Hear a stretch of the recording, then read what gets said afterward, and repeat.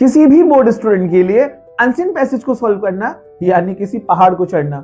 Class 10 का student हो या क्लास 12 का स्टूडेंट हो, सबसे ज्यादा प्रॉब्लम आती है कि हम अनसीन पैसेज को कैसे सॉल्व करें। कोई नहीं, मैं आपको बताता हूँ कुछ ऐसे बेहतरीन टिप्स जिसको फॉलो करके आप अपने अनसीन पैसेज को कम से कम टाइम में आप सॉल्व कर पाएंगे।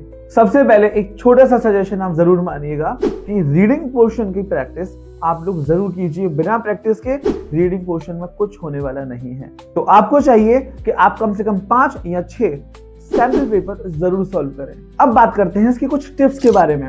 रीडिंग पोर्शन में पैराग्राफ 2 पार्ट में डिवाइड होता है, दैट इज फैक्चुअल और डिस्कर्सिव। और इनको सॉल्व करने की एक स्ट्रेटेजी जरूर फॉलो कीजिए। जब भी हम अनसीन पैसेज को सॉल्व करें, सबसे पहले उसके क्वेश्चंस को रीड कीजिए।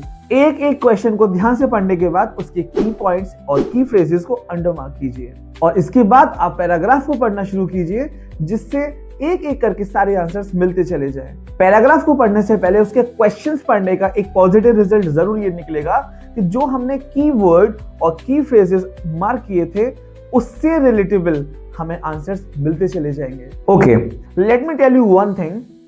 फर्स्ट क्वेश्चन का आंसर हमें फर्स्ट पैराग्राफ में मिलता चला जाता है, सेकंड क्वेश्चन का आंसर सेकंड पैराग्राफ में, ऐसे ही लास्ट क्वेश्चन का आंसर हमें लास्ट पैराग्राफ में जरूर मिलता है। लेकिन अब कोई अगर ऐसा क्वेश्चन आ जाए जो कि इनडायरेक्ट है, फॉर एग्जांपल कोई टाइटल है या किसी में थीम है या फिर कोई overall view of the passage, तो इस तरीके के क्वेश्चन को हमेशा हमें लास्ट में ही अटेम्प्ट करना चाहिए। क्यों?